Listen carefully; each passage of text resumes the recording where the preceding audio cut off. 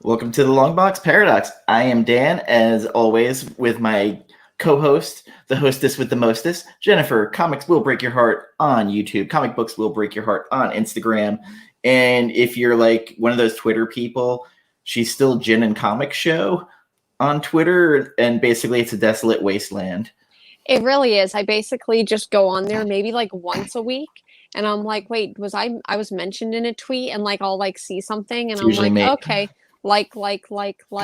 And today is technically our 1 year anniversary. 1 year ago, Yes. you invited me on to do the Dune live stream, not the Dune over, but the Dune live stream. Yes, for the sci-fi TV movie. Yes, and it has been nonstop ridiculous. Yes. Almost every week with the exception of like one or two. Yes, and going back and watching it, I just was like, this is not good. I'm very drunk. Like, the person next to me I can't stand. Jenna's self-editing, trying not to curse. And man, that went out the window quick. That went out, and I had a moment, I think, because you posted the clip of it today, where I'm like, what would the porn parody be? And as soon as the words came out of my mouth, I'm like, this is the first time I'm streaming with this person.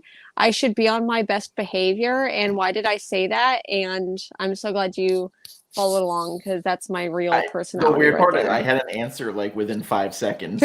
Poon. Yes, and I'm like literally like, I shouldn't have drank, and my head goes down. It's a bad time in my life, but and here we are. Friendship. Things develop. Yeah. Friendships, love started, ended. It's a weird week of comics. It really was. I feel like I picked up a lot, but like, I don't know, this much of it is Future State. Yeah, you take out Future State, and then all of a sudden it's like, okay, like what do I got? Like, there was some good stuff this week. I didn't. I mean, I guess we can go. We were going to talk about Future State first, so we can go ahead and talk about. Also, let me just give a shout out, because 2 a.m. in the morning the other day, I ordered some books from Andrew, Comic Book Campaign, and he's got all of the Immortal Wonder Woman variants. So I ordered that. Also, the Homesick Pilots B variant, which I wasn't able to get from my shop, he has. Oh, okay. I didn't know that. I may go back and check that out, because that was the one variant that I was hoping to pick up this week and didn't get a chance to. I went overboard with the Immortal Wonder Womans, but like, it's too many people I like in the book. You put Becky Cloonan on the book writing, which I'd rather have her art, but we got Jen Bartel on art, so this is like a twofer for me. Then you have a Peach Momoko B variant, where it's like, just take it. Just take my money. Shut up and take my money, Andrew. Yeah, basically, and so the shipping was a little absorbent, but he packs really well, so it's worth paying. He really does. The last thing that I got from him, I'm like, wait, what? And it was like the outside had like crumbled a little bit, and I'm like, thank goodness he packs like his shipment so well, because it was perfect. I also want to give a shout out to the horror shirt company Fright Rags. Holy shit, they have the most phenomenal turnaround. 3 days I had the shirts I ordered. Oh, dang. Yes. Great service. Of course, like, I got stuff that most Halloween fans hate, and that's the Busta Rhymes Halloween movie Resurrection. I got the Trick or Treat Motherfucker shirt, and I got the shirt was for his fake entertainment company, Dangertainment. I will embrace those things like Grant Morrison embraced all the horrible Batman stuff. So yes, Future State, we're going to start with that as we did last week. Some good, some bad. This week for me, I didn't like this week as much as I did last week. Like last week, I can tell you, like I loved Swamp Thing, I loved Wonder Woman, I enjoyed Harley. There, in most of them, there was at least one story. Even if I didn't like the main story, I liked a side story. I just didn't really care for the Flash. But then this week, it was tough this week. Green Lantern broke me. Let's start with that. I hated the main story. I feel like this one was really, really tough to get into. I think the reason why I didn't like The Flash last week was because I felt like it was a book for, it was definitely for someone who knew a lot more about The Flash than I do. And I think that what Future State was, because it's just a 2-month event, it was like, this will be a good jumping in point. The Flash wasn't last week. And I feel like this is that same title for me. Green Lantern, just, I feel like I need to know more about Green Lantern than I do to really love it. I like the Jessica Cruz B story in it. Yes, that was the one that I did actually enjoy. But like the main story was, I was just like, I'm so bored. Like, why? I shouldn't be this bored. Like, if I were going to give it a grade, it would be a C-. Yeah, I would probably say out of the enjoyment that I had last week, this one's definitely going to be. I would put like the A story. The A story, I think, is like a 4.5, a 5. Mm-hmm. The B story, I'd put it like a 7.5 because I like Jessica Cruz, and I thought that was actually kind of not a fun story, but it was better, a lot better. What did you think of Dark Detective? Let me think. A lot of the stories, I'll be honest, I don't know if it's because I read them all. This one was steeped in Detective Comics current, so like it spins out of that. So if you're not current with it, you don't. That probably explained why I wasn't in love with this one, and I really wanted to because I really enjoy Mariko Tamaki. I did love Dan Mora's artwork on it. I feel like that kept me going and not hating it. But this was another title that I probably did need to know more going in. Now, I feel like the entire run of Future State this week, I need to go back and reread all of it because I don't remember any of it. Like I forgot most of it. This one I'm probably at a 6.5 on. Again, like if you're coming in fresh, like you wouldn't know the fucking characters the naming off. It's just like blah blah blah blah, and it's just like, dude, like if this is a reset, like reset, don't. But I mean, it is what it is. Tamaki made a weird choice in my opinion, but I like this more than I like the John Ridley Batman that came out last week. One of the ones, man, now I feel like I'm getting these confused. Teen Titans was also weirdly didn't love it. It was weird. The way it kept jumping in and out of continuity is like time-wise. The same thing we complained about Batman Catwoman. Well, you complained about it, I didn't read it. Yeah. Because I'm not saying that I hate stories that go back and go forth and go back and go forth. I just wish that there was a better visual cue that it was happening. And it didn't tell you. You had to figure it out yourself. It kind of did. And like there were moments where I'm like, wait, I just saw that same character in like a different room. Is that what happened? And I think that abruptness for me kind of killed the mood, I guess. So I don't know. This one was probably one of the ones that I liked more than so anyways, like if we're going like least liked to most liked, the other two, and then this one. So this one's somewhere around the middle. Weirdly on the secondary market, it shot up. I think because of Red X. Yeah, there's obviously that was there. A couple Dick of other becomes Deathstroke. Yeah, there's some, I feel like first appearance-y type stuff. So, but I feel like we knew that going into it, right? Yes. So one, I feel like every book I'm like, so this disappointed me. So Dan Waters and Layla Del Duca on Kara Zor-El Superwoman. I had a lot of hope for that, and it did not do it for me.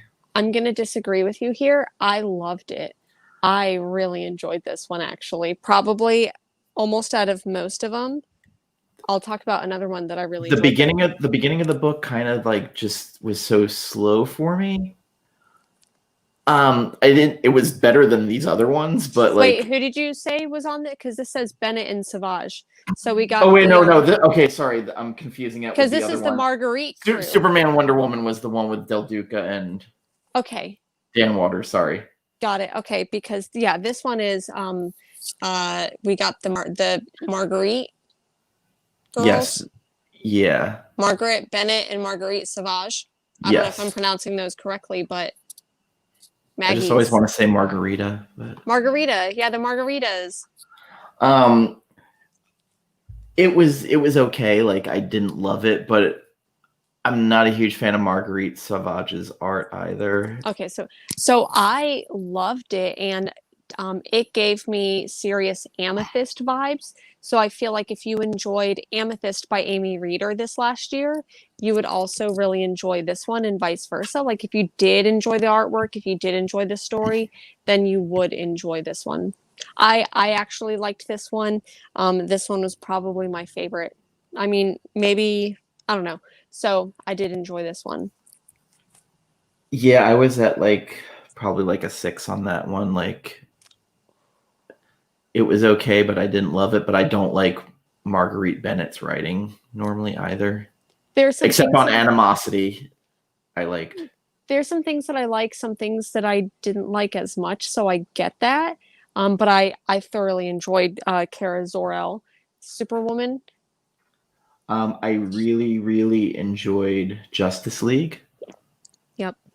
Josh Williamson, Ram V doing the Justice League Dark story, which I fucking loved.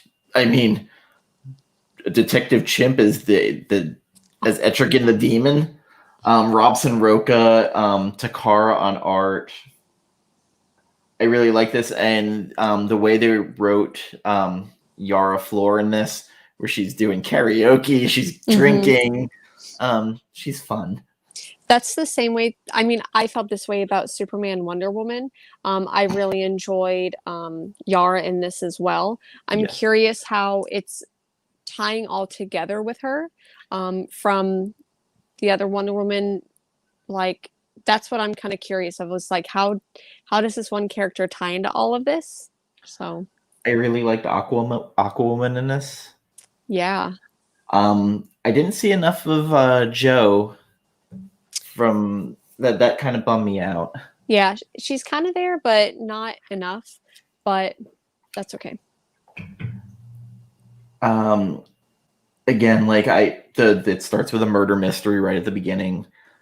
The art was good. The writing was fun for the most part. And Williamson, I'm not gonna say I'm a stan, but I really like his work. But as good as this first story was, the Ram V Justice League Dark, now all it's doing is edging me, waiting for his book to come out. Between this and Swamp Thing, was just fantastic. Seriously, though, Ram V is one of my favorite new writers. Like now, anytime I see his name attached to something, I'll be buying it. There's a couple of things of his that I've never fully read, like Paradiso. I've never like read that one. So I think it's either like an Image or an Aftershock title, I think, that came out maybe 2-3 years ago. But I have it in my cart, so hopefully I'll be buying that soon. Like seriously, anything that Ram V is attached to, I'll buy. It was such an interesting turn they took in it that like just fascinated me because it was a I mean, Detective Chimp is as Etrigan the Demon. Sorry if this is spoiling it, but like I thought it's something I never would have thought about. Yeah. So that was kind of fun. Also, there is something in these books that I kind of don't like. This weird Yara Flor Superman, where I'm like, oh no, her and Jonathan are kind of like like will they, won't they type thing. Yes. I think that this Superman is, I think that Superman in general is way too wholesome for her. Like, I'm not saying that she needs a bad person. Like, I don't necessarily see her as like John Constantine's not going to get her, but like I kind of ship that. I could see them having like a one night stand. Maybe like a one weekend stand where like all the days just blur together. Like that kind of weekend between them. Totally see it. this is like a Jason Todd romance. Yeah. But I hope she doesn't go with Jason Todd. So yeah, I'm totally I kind of ship them a little bit, but I don't think that Superman, Superboy, whatever. Yeah, I'm 7.5 on this. Like, I really liked it. Yeah. Like, as far as like what came out this week and judging against, like it was one of the better ones. I did not like this. I didn't like this either. And maybe this one was really where I felt the need, where I'm going to have to go back and I'm going to have to reread this one. I think that I need to go back and reread all of them. I did read them as a batch. So, like, I read all of the DC Future State titles at once. So I feel like do, if it comes out as a trade like Dawn of X. yeah, like I'm curious how they're going to do that. Like if they are going to do what Dawn of X did, where they did Dawn of X as well as like Marauders, New Mutants, Excalibur, if they're going to do both of those. I'm really curious how they're going to collect these in like the way that they're doing here, or if they're just going to do, I don't know, DC, whatever you're doing, keep up with some of it. I don't know. I also have to make a mea culpa. Like, Sid and I like randomly started watching when she was here the Harley Quinn animated series. Mm-hmm. Holy shit, that's funny. Like, I didn't watch it, and all of a sudden I was like, wait, this is great. I remember when I was back in Florida, so that like tells you it was at least a year and a half, maybe 2 years ago, there was this mom or grandma that came in and was like, oh, my granddaughter, daughter, whomever, is like 11 years old and she really likes Big Bang Theory and she really likes Kelly Cuomo. I think that's her name. Kaylee Cuoco. Kaylee, whatever her name is. Yeah. And knew that she was playing Harley Quinn. So she's like, hey, I maybe want to pick up some Harley Quinn books. And I'm like, more than happy to help you there, sis. But just so you are aware, the show is not going to be like, I think it might be PG-13, but it's definitely. They dropped the C word like repeatedly in one episode. I was just like, all right, well. So never mind. And I haven't watched it. But I knew that going in that it wasn't going to be like it's animated, but it's going to have some adult themes in it. Bane talks like Tom Hardy from the movie. It's great. Oh my god! And King Shark is British. Okay, and so that's kind of adorable. He's good at building people's websites to get them more hits. Like, love it. So maybe that's something that I need to invest a little time in. Short episodes, they go quite quick. Okay. Speaking of which, since we're done with DC Future State titles, we're not. We're not. I just like pulled it up. Oh, Superman, Wonder Woman. I think is the last one we didn't really talk about. Oh, got it. Okay. Which there is a sun versus a sun god in it, and Yara's just like, yeah, I'm getting drunk with the god, the lover of the moon.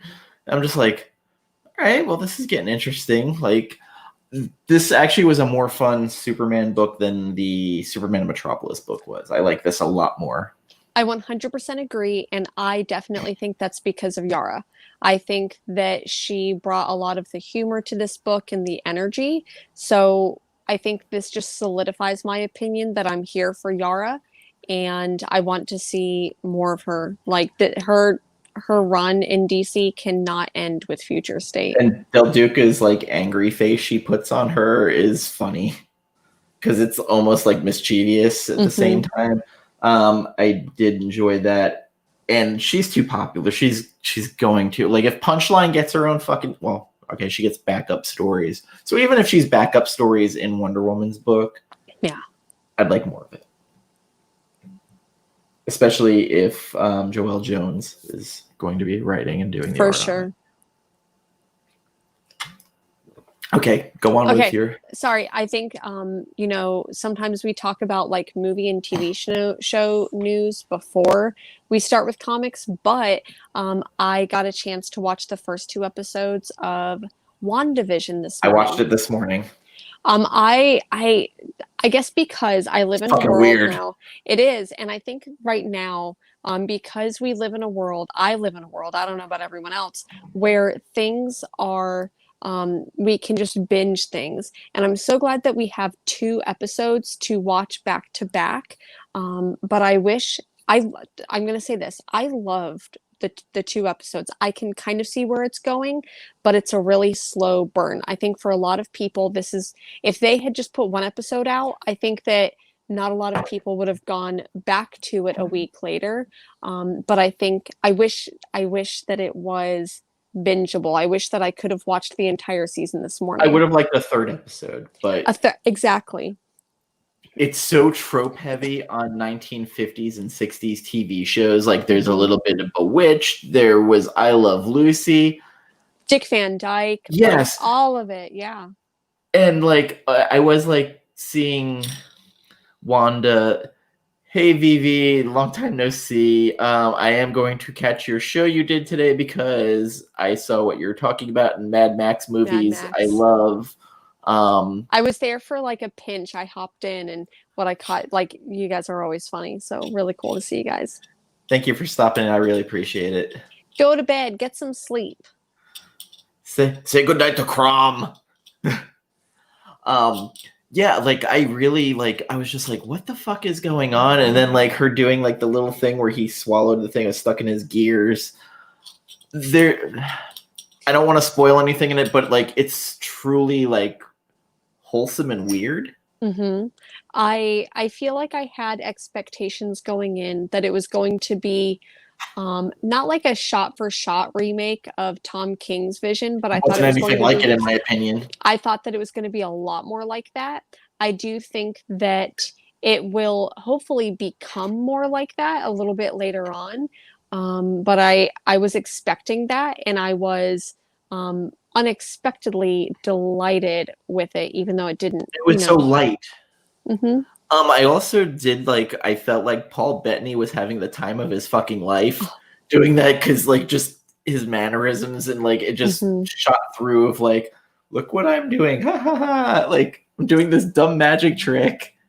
I think that there is because it's Disney, so they're not going to get, in my opinion, I don't think that they're going to get too heavy into like 1950s like political like, and I don't think that they're I don't think that they're going to get too heavy on like racial issues, social justice issues, like women's issues. I don't think that they're going to get too heavy on it, but they're going to expose it a little bit in a very Disney Marvel way. Oh no, not But with how this, anti-Semitic Walt Disney was. well, yeah, we don't have time for that. But I do think that they will do it a little bit, which I enjoy, and I do think that this is going to be a very slow buildup. It's going to be a slow burn, and it's also going to be very intense. Last But three it's episodes I think are going to be where like just it all like yep, because you're starting to see like even just in the first two gets all House of episodes, M. you're seeing exactly.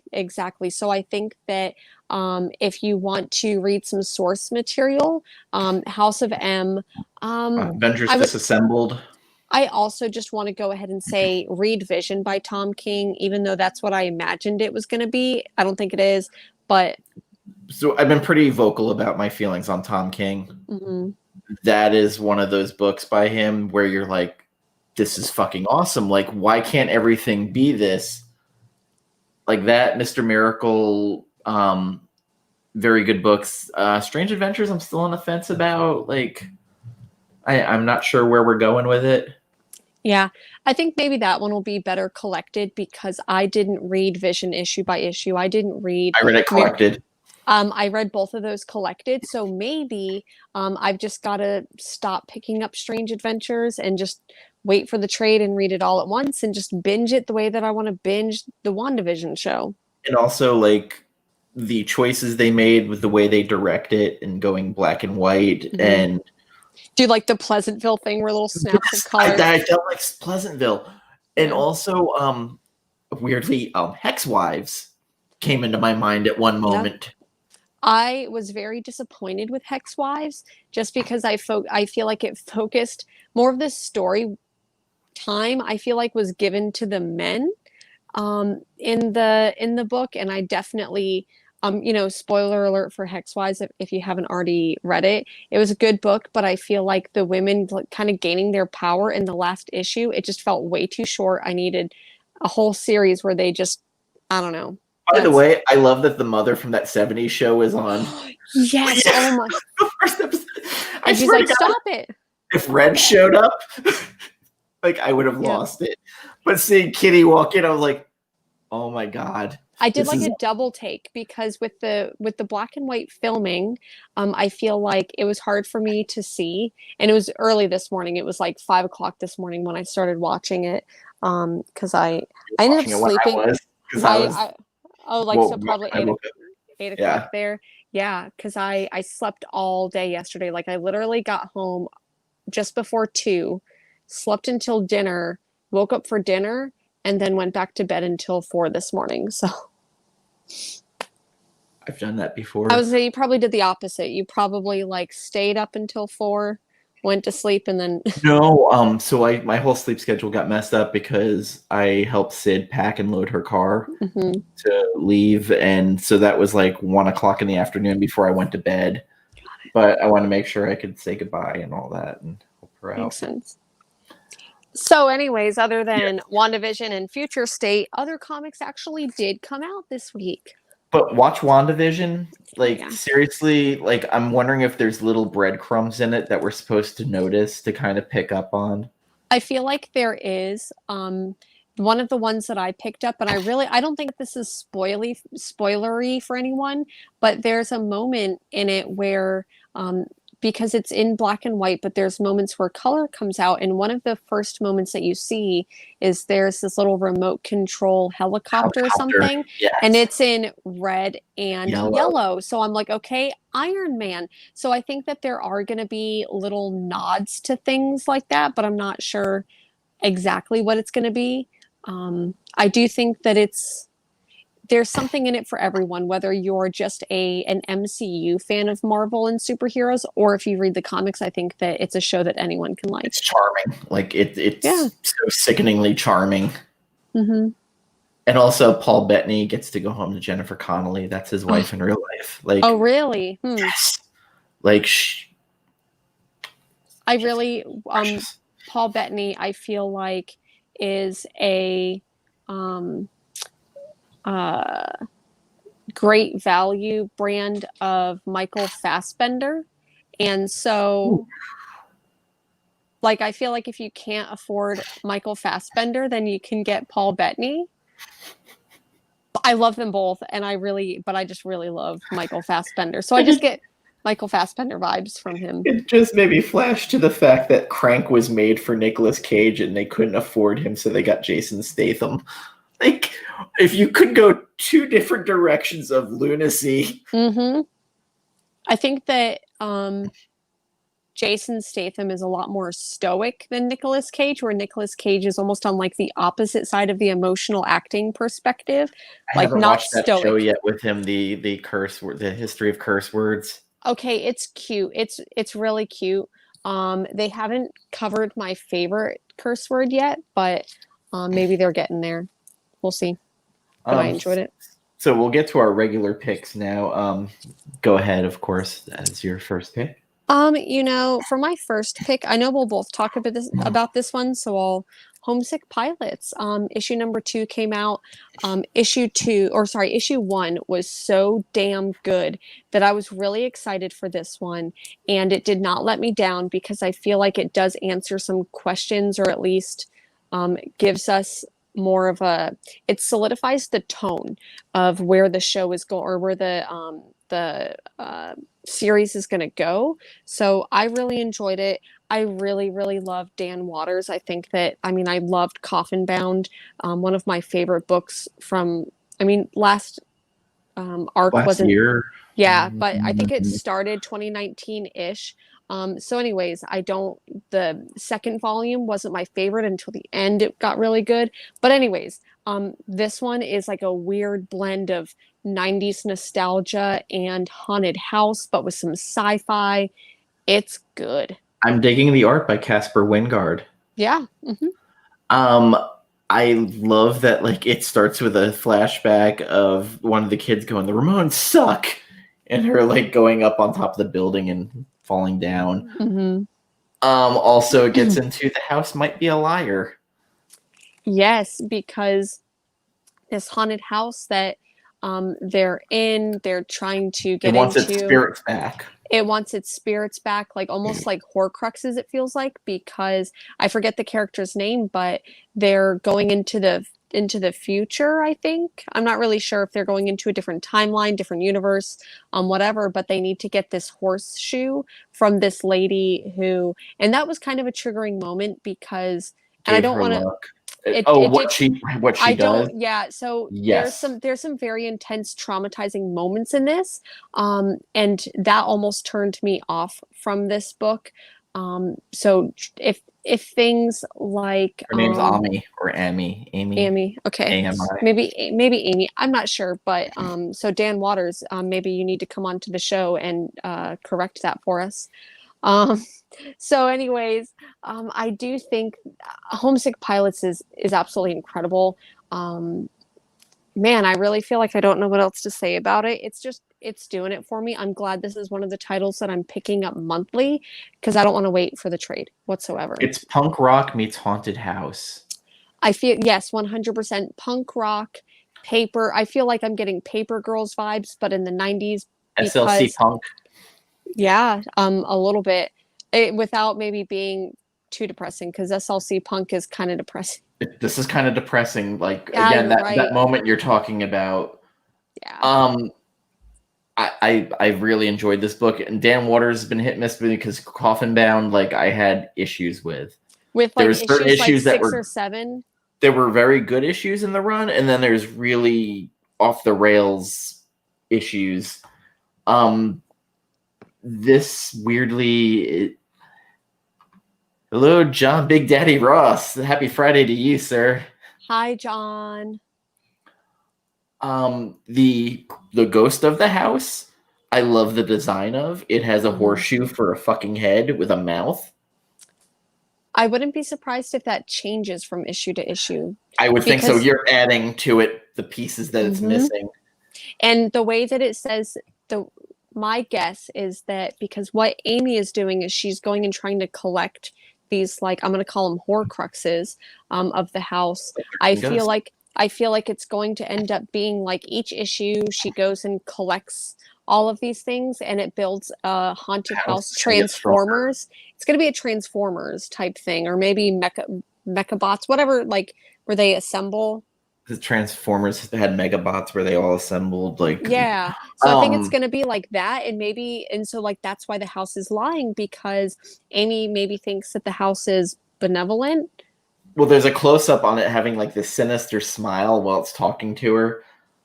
And if anybody is looking for the cover to pick up, the B cover by Christian Ward is fucking phenomenal. So, and I'm going to go ahead and give this at least a 9, maybe an 8.5 on this I'm particular 8.5. issue. I thought issue 1 9 was overall. better. Yeah, like 9 overall so far. This one's an 8.5, but you know, the second issue is usually going to do that anyways. I'm surprised how much I like this because again, Dan Waters has been hit and miss for me. So that's 2 solid issues though. Whereas Coffin Bound, it was 1 off, 1 off. All right. Okay, so what's your next pick? The Autumnal number 4. You know, okay, sorry, I won't interrupt. Go ahead and you talk first. So, the thing I like most about this issue is that we got the haunted story of what's going on in this fucking town. Comfort notch. I'm so glad we finally got there because I think when I read issue 2, I didn't know if it was going to get there, and it did, and this is by far my favorite issue of the series so far. Issue number 4 of I have Autumnal. the same feeling. Also, it kind of reminded me of that horror movie Darkness Falls with the old lady that they called the Tooth Fairy. Okay. So we get the history. I mean, Kat's still a piece of shit. Like she's not great, but boy, oh boy, that woman who survived the roller skating rink fire and how damaged she is was fucking rough. It really is, and I think that for people like Kat's character, where she understands trauma and she understands addiction in a very specific way, because she's not judging this woman, because just to explain the storyline a little bit, the main character goes back to her hometown. Creepy shit starts happening. She starts kind of unraveling why creepy shit has been happening or whatever. Apparently there was a roller rink fire. She meets with one of the victims, and so most of the issue is dedicated to this conversation between them and this character like explaining the backstory. But this character was severely burned, and basically talking about it's one thing to talk about a burn victim. It's another thing for me to think about tripping over people's dead skin and fat, and hearing she specifically says hearing bone marrow pop while you're in the fire. And can you imagine all these fucking kids in roller skates trying to flee a fire? So like, just, you don't even really see the roller rink fire at all, but I visualized it. And so what this woman has gone through doesn't make her a great person. Like, she's obviously traumatized, and the book does not shy away from that. So I really enjoyed the Autumnal. This was really good, and again, we finally got some history of what the fuck was going on, and you really just wanted to smack the shit out of the girl who cursed the town because she's kind of an idiot. The guy who impregnated her is a fucking asshole. Yeah. So there's a lot going on. There's a lot going on, and not necessarily that I'm glad that it happened in issue 4. I know that one of other Vault's horror titles, The Plot, was a 4-issue series. So I really hope that we get at least 5 or 6 of this, if not like 6 or 7, and they do that in a trade. But I could easily see 1 or 2 more issues being the end of the first arc for the Autumnal. I think I'm about like an 8 on this issue. Yeah, this issue was a lot. It was a lot. Your next book. My next book, okay.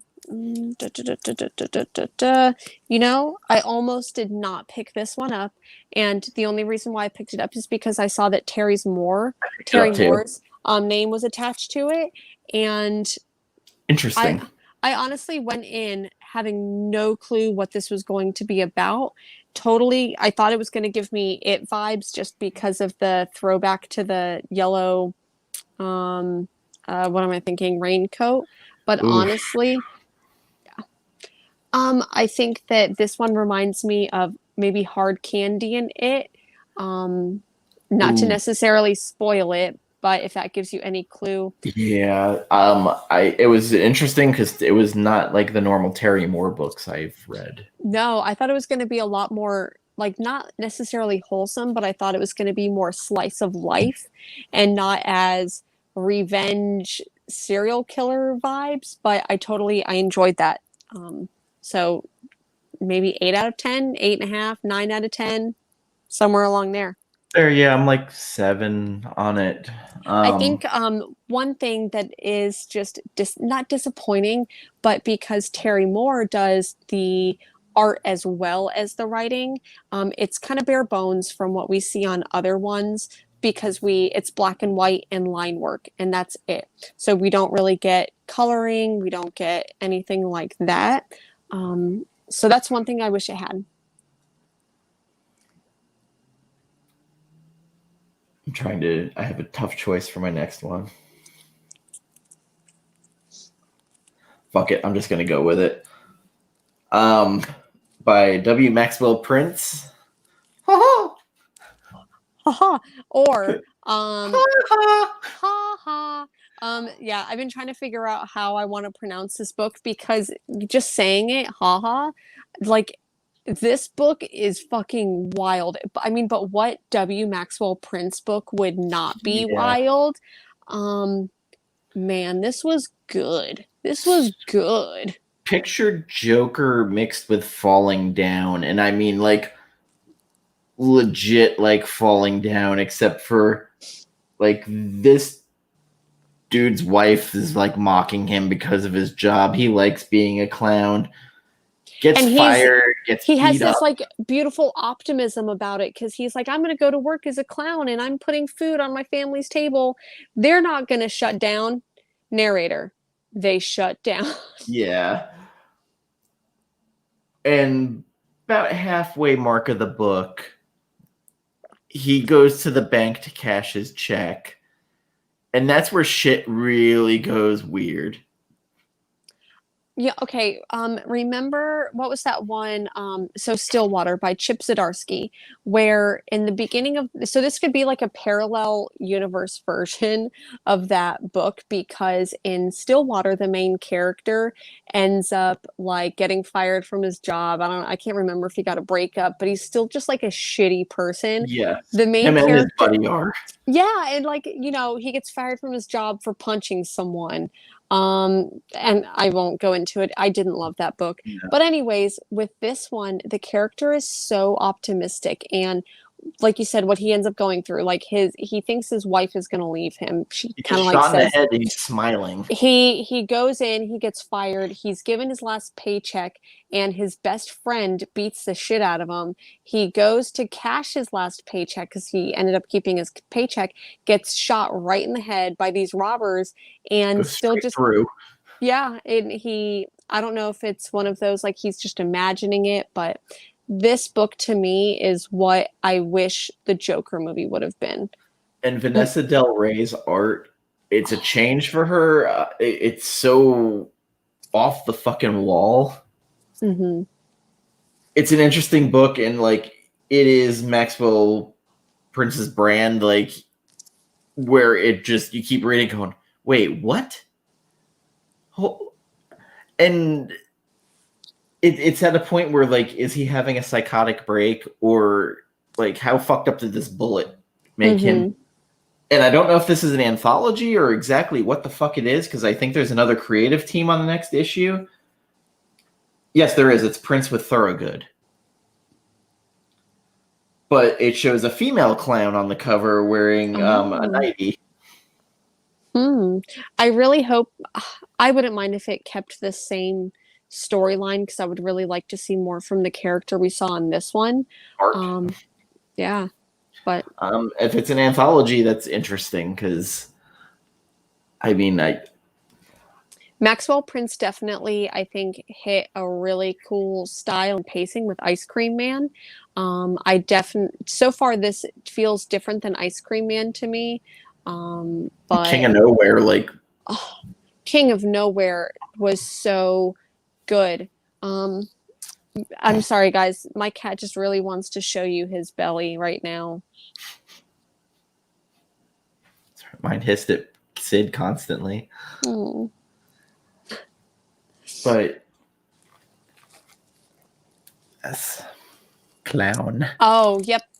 So I'm curious what that's going to be if we're gonna see like a burlesque type clown It type could thing be. going on.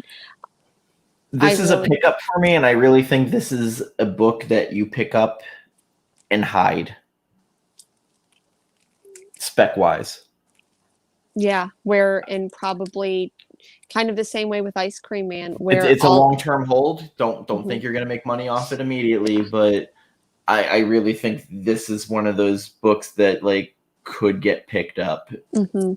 Ice Cream Man was another one that like people just didn't pick up when issue 1 came out, and then it became very hard to find. And I think the reason why is because the covers for Ice Cream Man were so misleading. Like, if you just glance by it, you just think that it's like a happy-looking dude serving ice cream, and that's the kind of the main character of the book. So it's one of those hidden gems, and There was one of those 3-page previews in the back of a book where, like, all of a sudden it showed like the Insidious side. I was like, okay, like, so this is a horror book. Okay, then I will pick it up because that's our brand. I almost did not pick up. I remember when the solicitations came out, you're like, I don't know. Maybe it's because that was probably around the same time that like Scumbag was coming out, and I was just like, it feels too like sticky. I don't know, whatever it is. So I was just like, whatever. I'm really glad I picked it up. I'm really glad that I picked up 2 different covers on it. If I see any more of the covers for this one, I'm probably going to pick it up as well. Film Noir girl messaged me, and she's like, I want to know what you think about Haha because I'm scared of clowns. This is not Scary Clown at all. No, this is just sad life. Mm-hmm. So if you're in your feels, this might not be the greatest book to read. But I enjoyed it. Like, it was not what I thought it was going to be. Yeah. Which, knowing it was Maxwell Prince writing it, I should have known that it wasn't, whatever my expectation was, it was going to be like the far opposite. Yeah. Your next book. My next pick, and this one, I guess, like, technically it's my third, but I mean, we could talk about comics for longer. Yeah. The last issue of Lonely Receiver. I read this, and I don't know what the fuck was going on. I honestly, this got really emotional and really deep, and I can tell that there is a much deeper story being told than we were initially given in the first couple issues. The 4th issue got wild and crazy and orgy-tastic. The eye part, like, just that I could not. I saw that happening, and I'm like, I had to put my hand over that panel in order to read it. But I do think that this ended up being a lot more heartwarming than I felt like it was going to be at the end of issue 3. This one, I will pick up the trade of this the day it comes out. I'm not waiting because I want to read it all again, but I think I need to read it all again in trade format. Zach Thompson, I do enjoy as a writer. Jen Hickman, I really enjoy their artwork a lot. We'll probably pick up anything else I see by either of them. Yeah, I was reading going, wait, what? Mm-hmm. Hold on. The last issue, I mean, most issues have been a little bit weird, so I knew that it was going to be like that, so I expected that. I didn't expect it to end as heartwarming as it did. But I really, really enjoyed it a lot. Like, spoiler alert, there's moments where, like, the character is just, like, nude going through this, like, acid trip type, I don't know, fucking field day. And she's, like, naked and kind of, like, floating in whatever. And her skin just looks like it has no bones. So it's really weird and it's really wild. But this ended up being very heartwarming and emotional. The whole book is emotional. So the whole series, I'm rating a 9 out of 10. This issue may be an 8 out of 10. I had trouble following what the fuck was going on. So, like, I'm probably like a 6.5. Mm-hmm. I think that for a lot of people, this will be a much better trade. It probably will be. Tough choice between 2 books here, but some Marauder 17. It was an interesting issue. I liked it. They're also subtly put in the whole social justice stuff going on during it with kind of riots in the streets of Madripoor. Mm-hmm. A lot of tear gas. Where Kitty's in the book going, do you smell tear gas? Yeah, like the city, like, you know, I kind of get a hint of tear gas. Yeah. Callisto and Rogue have not Callisto and Rogue. Callisto and Storm have a couple of moments, and Callisto's like, what, you didn't bring a knife to the fight? She's like, I got my own weapons. And she, like, Mortal Kombat punches her in the chest. It was an interesting issue. Marauders actually might be my favorite book outside of like the big two X books. What would you say are the big two? Because for me, like New Mutants and X-Men are probably So the like two. for me, X-Men. I don't think New Mutants is one of the top ones for me. I mean, I mean, I have a place in my heart for Fuckboy Cable. Yeah. Marauders is one of the top ones. And of course, Hellions. I've actually been liking the Benjamin Percy X-Force run. Okay. I also laughed that Mars was reading Astonishing X-Men and New X-Men, which you couldn't have two big polar opposites of books that people either hated or loved. Yeah. Those were like not where I would polarizing. have started. Yeah. I can definitely see if when people are like, I don't know if I like this, like choosing one of those books and being like, okay, well, that's why. But that's what happens when you have what are we now, 60 years of X-Men. So, you know, Because I always feel like Morrison's one of those writers that like you either get it or you don't. for sure. Marauders, Pirate X, like of course I was gonna like it because of Kate Pride. Yeah. Not Kitty. We don't call her Kitty anymore. KDP. I never expected to like White Queen as much as I do in this series. Yeah. Actually, there's weird characters in there. Pyro, like people I shouldn't like, but it just works. And like Daughterman's covers have been like awesome. Yeah. But Especially 16 peaked. Yeah, I was gonna say issue 17 I enjoyed, but after the events of issue number 16, like it's hard to get back up to that for me. But 17 was still pretty good. 6.5, 7 on this. Like I liked it, but again, 16 peaked. Yeah. But this is a one I would pick up as trade, definitely, 100%. Yeah.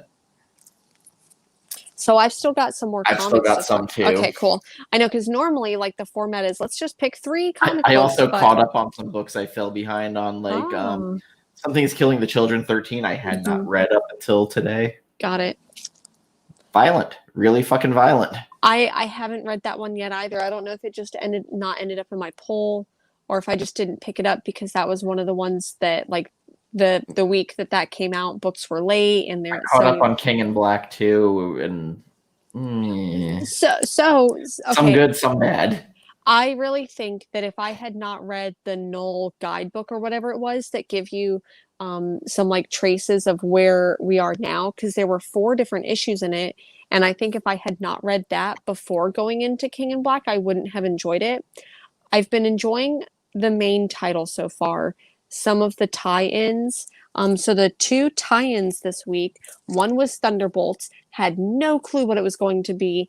The other one is Gwenom versus Carnage. Gwenom versus Carnage was so good. Mary Jane at the end. Like so spoiler alert, you've got Ghost Spider, so that's Gwen Stacy fighting Mary Jane, who's now Carnage. Please, yes, and thank you. Like, I'm probably going to end up adding this to my pull list. It was so good. None of the other tie-in, like I hated the Union. The Iron Man Doctor Doom it had its moments. Like whenever Saint Nick or Santa Claus goes to Iron Man and is like, "You've been a very good boy." Doctor Doom, not so much. Like that was kind of funny. It was kind of cute. But man, this I fell in love with. I loved Gwenom versus Carnage a lot. Gonna add it to my pull list. Oh, and then the other one that I read this week was Thunderbolts. It was interesting. It's like Suicide Squad. It was exactly like Suicide Squad. Thank you. And even like there's a moment where they're like, you're going on a suicide mission, and I'm like, they knew what they were doing. So you basically have a whole bunch of like B-list characters, maybe even C or D-list characters. Are there maybe someone who knows more. Taskmaster's in it. I had to fucking buy it. Yes, 100. And it's funny because when I saw Taskmaster, I'm like, okay, cool. So I'm glad you read that. But correct me if I'm wrong. Like, are there first appearances of characters, or am I just not familiar with all of them? See, there's 2 characters I didn't know, and I'm like, I don't know if I should care because they died so quick.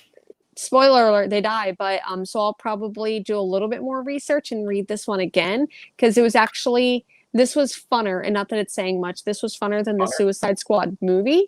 So funner. Grammar good. It was funner. It was more fun.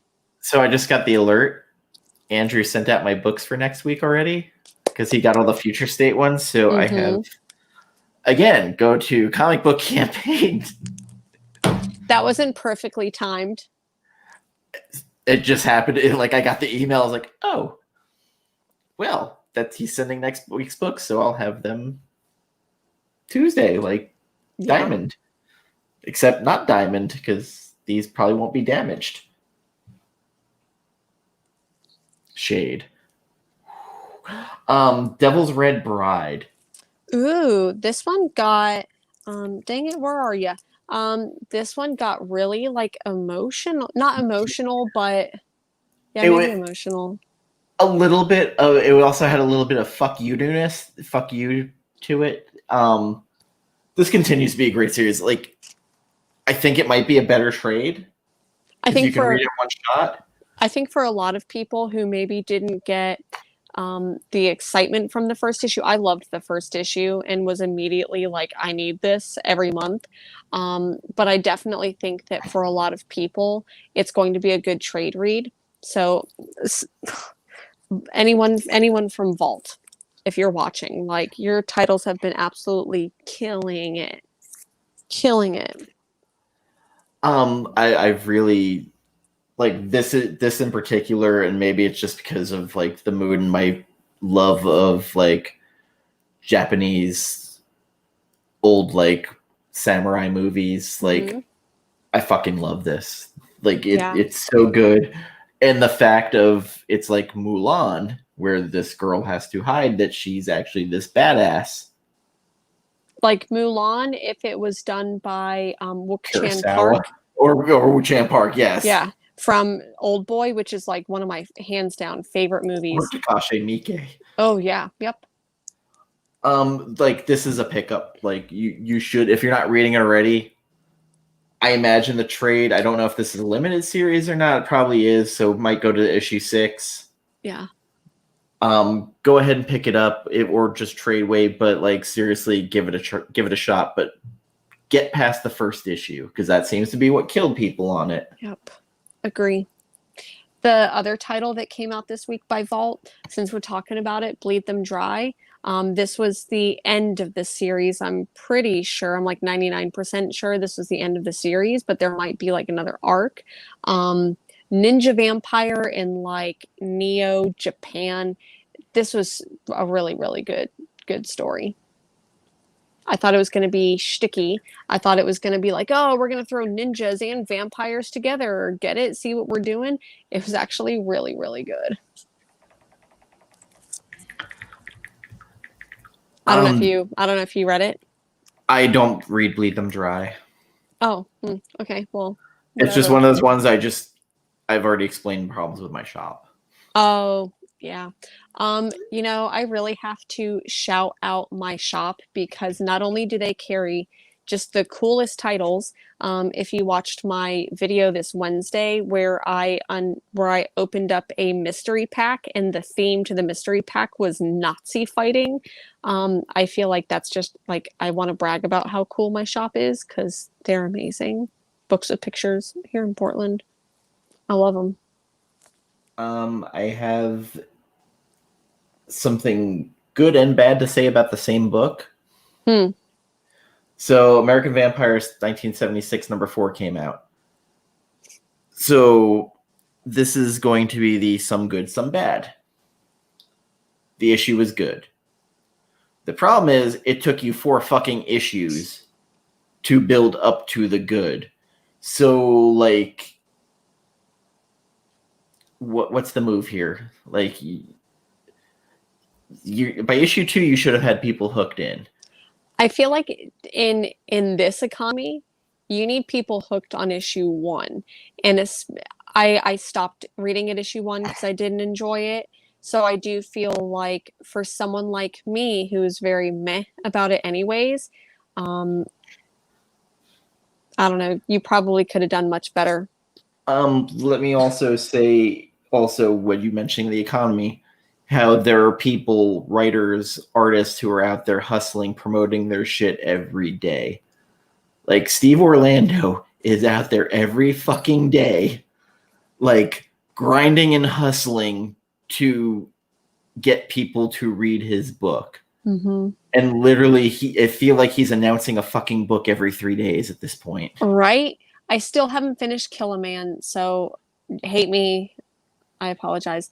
But seriously, there was something else that just got announced, I think. Yes, Man-Thing from Marvel that he's doing, and then there's another book for Aftershock he's doing. It was the Aftershock one that I Yes. saw. I didn't know that he was doing Man-Thing. Yeah, so I'm excited to see what he's doing for Marvel, because when he was on the show, he's like, "Oh, I've got tons of Marvel ideas. I don't know if they'll let me do them, but." Thank you, Marvel, for letting Steve Orlando do some books.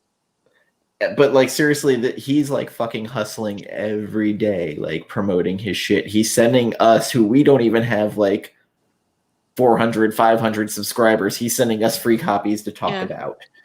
And was this a book that came out last week, or did it No, come out this week? we got it came out this week. We got the Okay, I think that's what happens is because like since we are getting the advanced copies, I'm like, wait, when did I read it?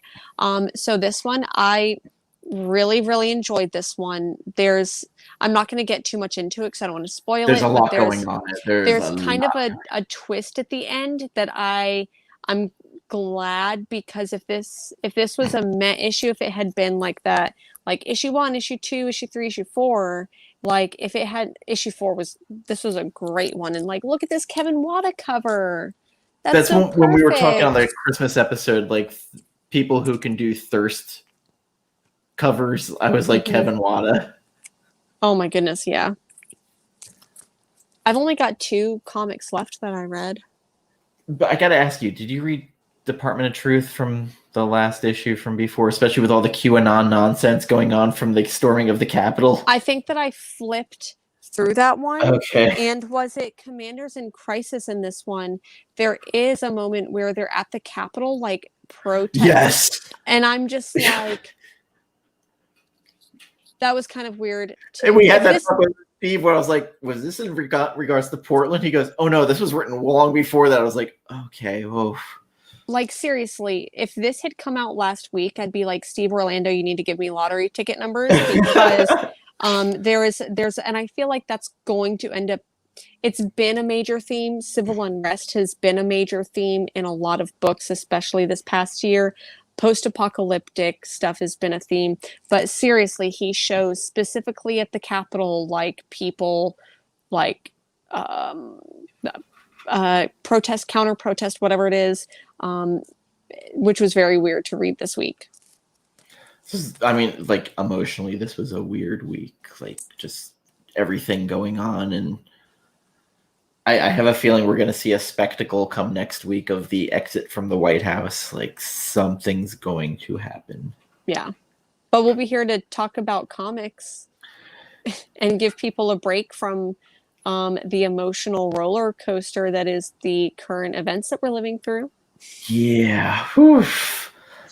Like, I know it was bad when like one of our watchers, Fillmore Girl goes, hey, I just want to see if you're okay with everything going on. I was like, if I'm okay, like, yeah.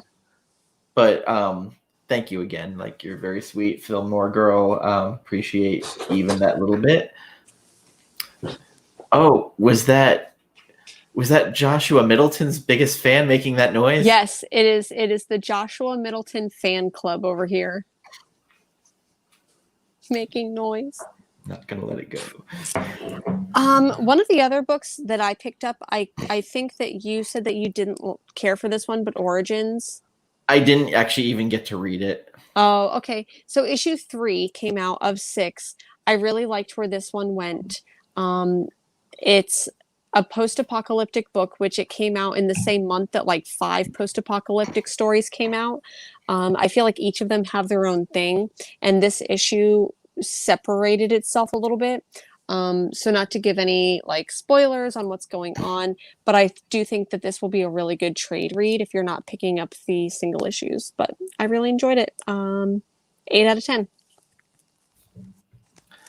Your last one. My last pick, Essentia. I saved one of Did the not ones. get that. You know, I almost didn't pick it up, but then my shop had a whole bunch of copies, and I'm like, okay, I'll read it. I trust it. It was all right. I didn't love it, but it still seems like an interesting. I feel like this is more plot, not plot driven, maybe more character driven than plot driven. And with the name, because that's part of what's going on, is like there's another area called Essentia where you like go to. There's a movie that I can't remember the name of it. So, Oh. anyways, oh, I forgot I had one more book to talk about. oh, well, so anyways, Essentia, it wasn't horrible. I don't know if I'll be picking up issue 2 or further from there, but it was interesting enough. I picked up Space Bastards #1 from Humanoids. It's like Bobo Lobo, except a white guy with like spikes on his head. When I was almost intrigued a little bit by Space Bastards, and then I'm like, no, this looks like Scumbag in space, and I'm like, I'm not doing that to myself. Yeah, like I was like Derek Robertson on art. I'll check it out, and fuck this book. Like it's just toxic, and not the Britney Spears kind of toxic. This is like toxic. So big week this week coming out. Ooh, normally I'm like 2-3 weeks ahead on what I'm gonna buy, and I completely failed to make my list until the night before. So Tuesday I was making my list for Wednesday, and I feel like I'm doing the same again this week. Well, you and I were reading our books today. Yeah, if that tells me. But I went on a nice adventure, but I ended up walking like 6-7 miles, which is a lot for me. Literally got home, passed out. I do that every night. Even when I'm not working. So from Image Comics this week, Black Magic Trade Paperback Volume 3 Ascension. Okay. Which at this point, this series is probably a better trade read because of how spaced out they are. I think so too. And I know that Greg Rucka is basically like, it's going to come out when it comes out. Nicholas Scott is working on some other stuff. It might come out in 2021. It might not. It could be Saga. Yeah, it could be like, okay, we're going to go on a year hiatus. We promise it's only going to be 1 year. 2.5 years later. 80 years later. Philadelphia #12 comes out, and I like every fucking cover. The Jason Sean Alexander cover with Abigail on the front is fucking awesome. Also, I love that John's Comics with Kids picked up every issue, and he's going to read it all before this week. Nice. So I expect him to end up in our chat when we interview Rodney Barnes with D from FTO Nerd Talk. I'm kind of excited for this to have Rodney back on. Weirdly, he follows me, and he's on every one of my stories checking them out. And he actually liked our anniversary. Aw, that's so sweet. So there's a Jason Sean Alexander cover, which might be the best of them. There is a Todd McFarlane cover on the B, which is odd that he's doing that. And there's Bill Sienkiewicz, who is also working on Elysium Gardens, the backup story in this issue. So this could be the big reveal of it being Angela Davis. I mean, they did say Angela, but yeah. So, and like that hair is iconic. So expect for us to have a great discussion. Also subscribe to us if you want to make sure that you get notified that when that show is happening. It's January 29th at 9 p.m. Eastern, 6 p.m. Pacific. If you needed to know, Rodney is a ball of energy, and he just started his own company, Black-owned company. his own comic book producing company. And he So, opened a film studio too, apparently, from what I mhm. understand. So, big things. I like that dude's hustling also, like him and Steve Orlando, which weirdly we had on the show. Like it, Yeah. but I mean that's awesome. And of course, like our friend of the show D was like, well, I guess I got to get my resume ready. Hmm. So check it out. Rodney's a bunch of fun. If you've caught up on the series and want to ask questions, as long as they are respectful, we will put them into the chat over to have him answer. He also has a lot going on in TV and movies. So if you like American Gods, he writes on it. You know, American Gods is easily one of my favorite books in my entire life. And I did not enjoy the TV show, but that was maybe the first season that I didn't enjoy. So I don't know if he was doing the first season, but maybe I'll try to catch up on it. We also have the pulp trade paperback, not the hardcover like came out originally. Oh, So the trade paperback's coming at $12.99. I highly recommend this book. It was fantastic. Hey, John, we were actually just talking about you with Philadelphia and how you were going to catch up. And I can't wait to hear your thoughts. And also, when you, if you have questions for Rodney, come join us in the chat that day, and I will make sure they get in. Scumbag number 4 comes out. I want to really quick. I want to say hi to John. I cannot wait for the Saturday show tomorrow. You know, it's my favorite show of the week. Present company excluded. I'm just kidding. I do love like the Saturday morning show, John, that you do. It's awesome. Okay, cool. So hopefully I'm sure you'll catch up by then. But what I did want to say about Pulp by Brubaker is that some of his stuff that I like, some of his stuff that I didn't really enjoy. I heard Pulp was really good, and now that I hear that the trade paperback is coming out, even though his hardcover books have such like shelf appeal, like Yes. you can pick them out. I do think that I'll end up picking up the trade for $12.99 instead of like $30 for the hardcover. I'll definitely be picking up that trade. It also came out at a weird time, like mid-pandemic, where like the racial injustice was going on. The fact that this is about neo-Nazis and anti-Semitism, like it's fucking insane. Like, Seven to Eternity number 16 comes out. I believe it's the last issue. Oh man. I had no interest in Firepower. They're not going to talk about Solid Blood and how it's this grand thing of crossover, or have their own crossover theories. It's not that it's like grand thing of crossover. I just think it's going to show up in crossover, and anyone who didn't buy it is going to be like, "Aw, shucks." I wasn't even given the opportunity to buy it because it was $30 at the register. Also, it's a love letter to Image Comics, except not Image Comics because Dark Horse was in the last issue. So yeah, we're just spreading bad theories. Jen's like the C-Anon, Comic Anon. Just theories. That theories, just sounds theories. too close to Comicsgate, and I am not. Stillwater number 5 comes out. I can't wait to not buy it. Yeah. Something called The Universe hardcover comes out by Albert Montes. Advanced Solicit, Eisner-nominated series of self-contained, somehow connected sci-fi tales. That's from Image? Yes. How did I miss that? Like, I don't know. I've never heard of it. Kat Salazar, where are you? I don't know. Where was Philadelphia when? Yeah, that's true. I have stuff to say about that when we have Rodney on. Like, still, they're not fucking soliciting his book. Yeah. From Dark Horse, Barbalian Red Planet number 3 of 5. Cannot wait. Oh, love that book. A new book called Crimson Flower that I think I'm gonna pick up. By Matt Kint with cover art by Jill Thompson. Ooh. Okay, you said, I mean, like Matt Kint, like I'm down for that, but then you said Jill Thompson.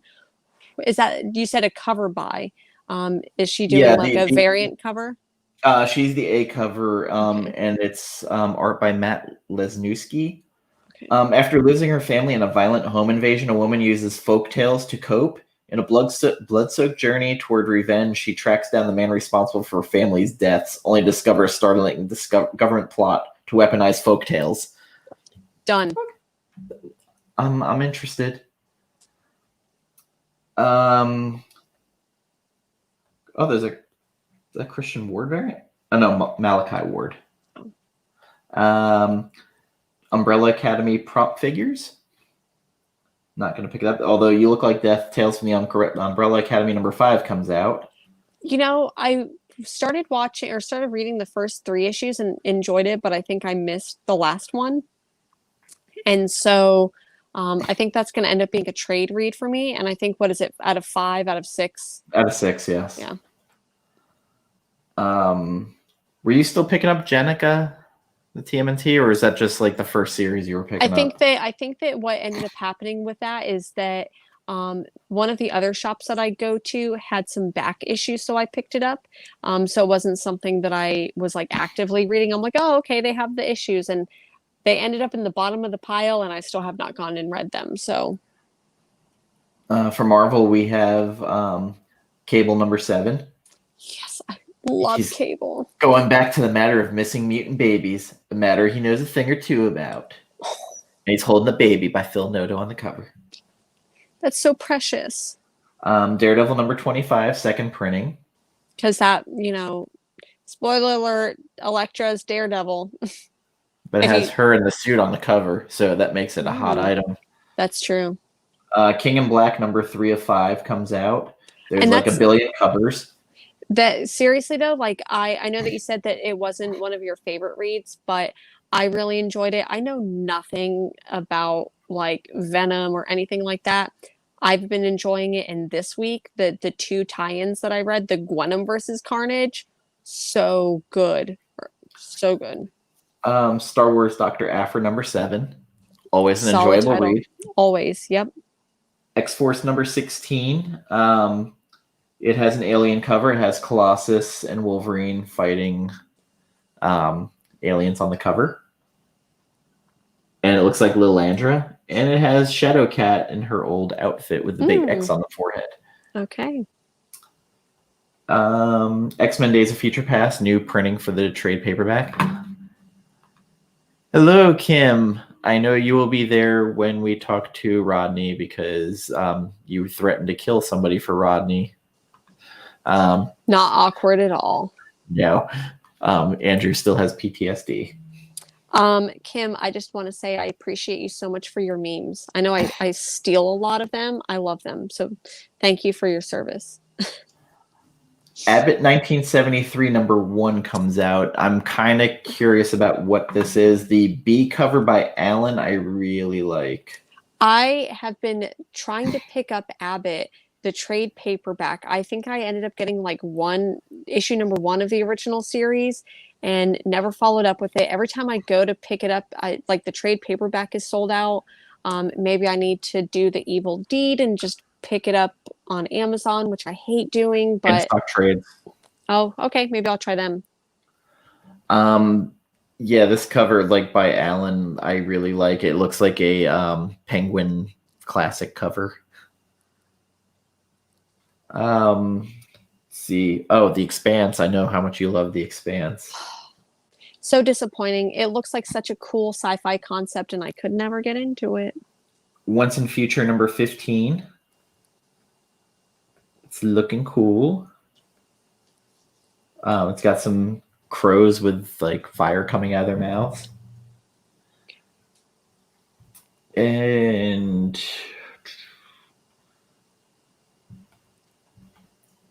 there was not much coming out in the indie stuff. Like this is another Other one than of those. Image. Like I feel like Image had I think what I saw was Engine Ward coming out next week by Vault. I think I saw that. No.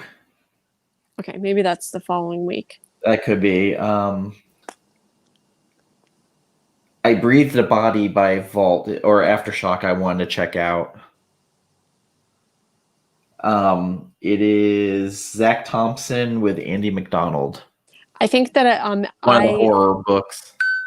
I saw that right after I read Lonely Receiver, and I'm like, cool. I'm glad I have another Zach Thompson book to read. Miskatonic comes out. Mm. We'll see. Like, it's kind of all over the place.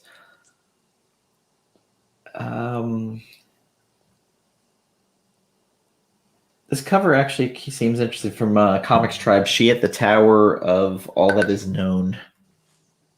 Just that title alone sounds really good. What publisher you said? Titan. And Okay. it's a hardcover. After burying her only daughter, the deadliest bounty hunter in the galaxy discovers her next job will jeopardize the only thing she has left, her secrets.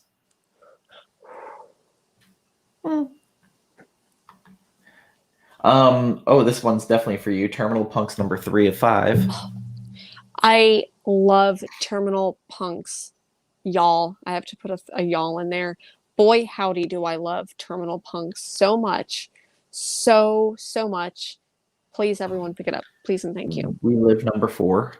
Okay, that was a solid one. And I can't remember if that's a limited series. I think it is. And I hate the new site for DC stuff. It's terrible. Yeah. Winter is fucking atrocious. I can't wait to not read this. Batman Catwoman number 2. I saw that. I saw that on Andrew posted a thing on his Instagram. So I'll probably be picking it up just to see if it got any better than issue 1. The sad thing is the C cover is an artist. I almost always buy his stuff. So now I'm going to have to fight with, like, do I just pick it up to pick up this artist? Because Travis Charis, I love his art. Deceased Dead Planet number 7. I like this Miracle Man Infected variant by Matina.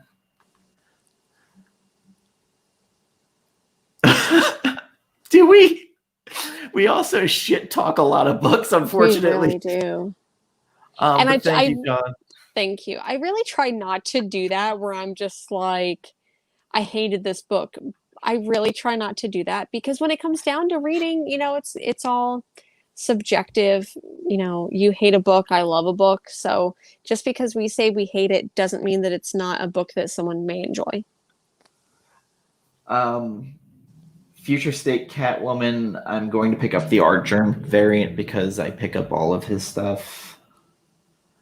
At Future State Immortal Wonder Woman, I'm picking up both covers because Jen Bartel and Peach Momoko get my money. Yep. There is a Nicholas Scott Nightwing cover, which she's all about that butt. That butt, of course. Why not?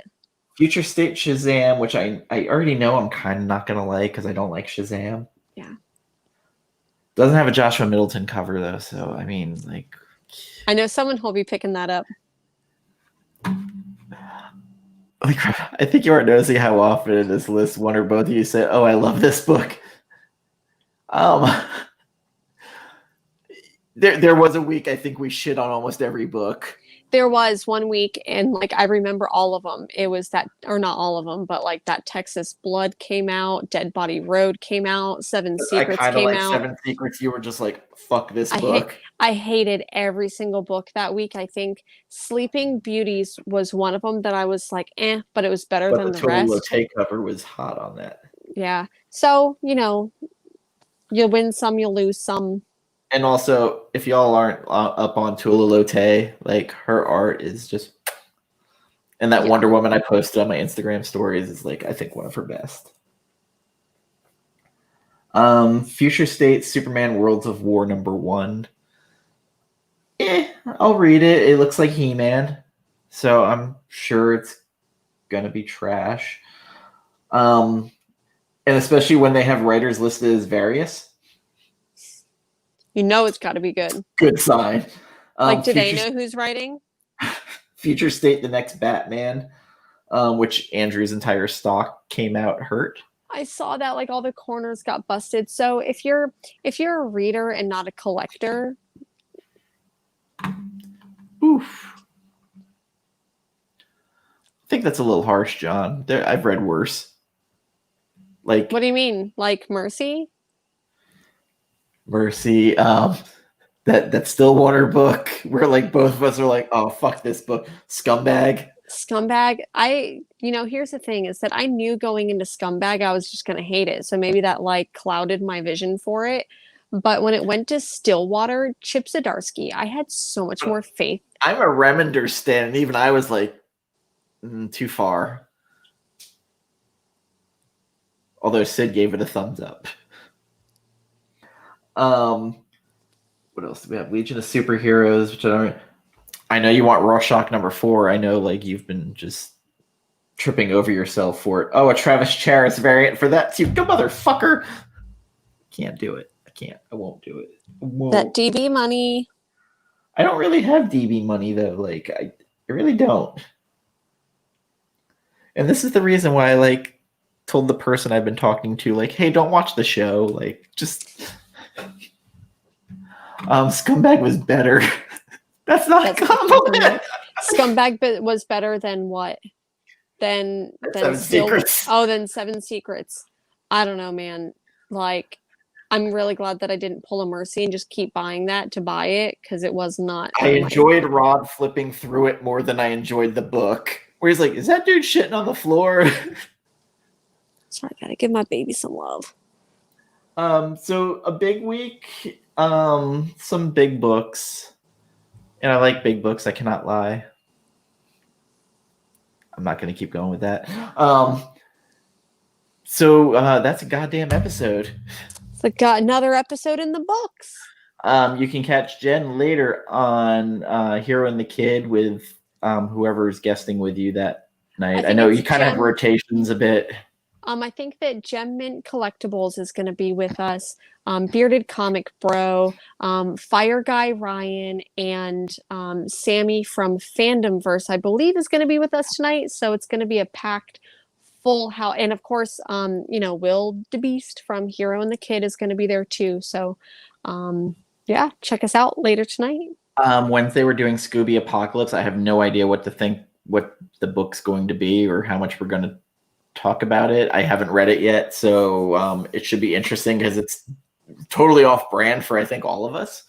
Not really. It's technically in the same universe as the Flintstones book that came out a couple years ago. And man, the Flintstones book was great. Great. Tony the covers for that. Tony the Tiger, great. So if Scooby Apocalypse is anywhere near as good as Flintstones was, I'm sold on it. The only thing that I'm worried about is that I did buy a physical copy, and I just ordered it today. Hopefully it'll get shipped here before Wednesday because I do not want to give what's his name of Amazon. I don't want to give him any more money. Thank you, John. Or other John, Big John. Daddy. Yeah. And then, so we have that Wednesday. We have our regular show Friday. And then we're not going to have a regular show on the 29th because we're doing Creator Spotlight. We're going to call it the Philadelphia Sessions Part 2. Yes. And we'll be talking to Rodney Barnes, the writer of Philadelphia, and many other things that you might not have known that he wrote or worked on. Like a lot of Wayans Brothers movies. Yeah. He was on Blade, the original Blade movie. So excited to dig into some stuff. And Jen, if you can look up those letters from Abigail Adams. Oh, the letters. Oh, I have 2 books about Sally Hemings. Okay. So believe me, there's people who are like, I'm a founding fathers like scholar. Like I am here to be a scholar of the women that they trashed. And there was a slew of that. Also, there were some other like men that got trashed because, just so you know, like Hamilton was an asshole. Mm-hmm.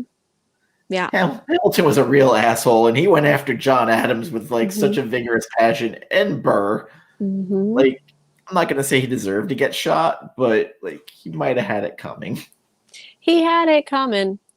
Going from Chicago. So thank you everybody for joining us, and very much appreciate all of you spending your time with us.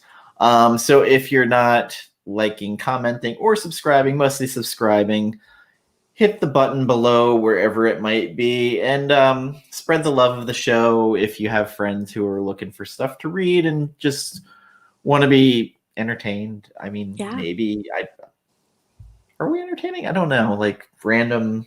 I Weird. think the people in the comments would agree that we are at least entertaining. I don't know if we are educational. I don't know if we're wholesome, but hey, if we're entertaining, then.